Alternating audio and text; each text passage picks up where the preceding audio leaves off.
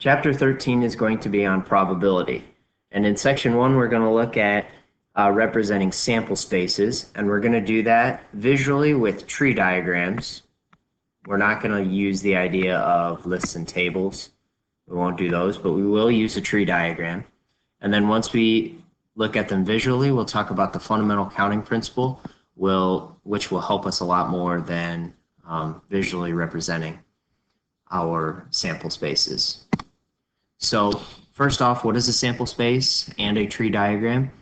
A sample space is going to be of an experiment that's going to represent all of our possible outcomes. So anytime I say sample space, I'm talking about all the outcomes that could happen.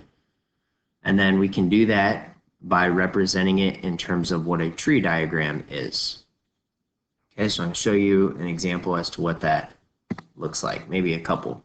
A coin is tossed twice. Represent the sample space for this experiment by making a tree diagram. So when I look at a coin, I'm going to get rid of these two options because we're not going to do those. When I think of a coin, I can either, when I flip the coin, I can get either a heads or a tails. So my first representation, when I flip the coin, I'm going to get either heads or tails. Let's say that I got heads. If I get heads and then I flip the coin again, it's not really going to change how the second outcome is going to occur. I'm either going to get heads or tails again. And likewise, if I flip tails the first time. If I flip tails the first time, I would either get heads or tails the second time.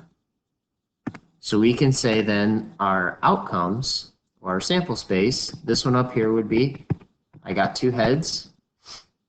This one right here would be, I got heads and then I got a tails. Down here, I got a tails and then a heads, or I got two tails. So it shows that I would have 4 outcomes. And that's what a tree diagram would look like. We can do one more, because this time it uses something a little different. Now it says a coin is tossed and then a number cube is rolled. And then we're going to represent this as a tree diagram. So again, you're going to flip the coin first. So you're either going to get a heads or you're going to get a tails. Once you flip the coin, then you're rolling a cube. So rolling a cube, you can either roll numbers 1, 2, 3, 4, 5, and 6. So after I roll maybe a heads, and then I roll the cube, I'll have either 3, 4, 5, 6 outcomes over here where I could roll a 1, 2, 3, 4, 5, or 6. And then likewise off of the tails, when I roll the cube, 6, 1, 2, 3, 4, 5, 6. This one would give me 12 outcomes once I count them all up. Up here would be heads and then a 1. You can see all the outcomes. This is heads and then a 2. This is heads and then 3.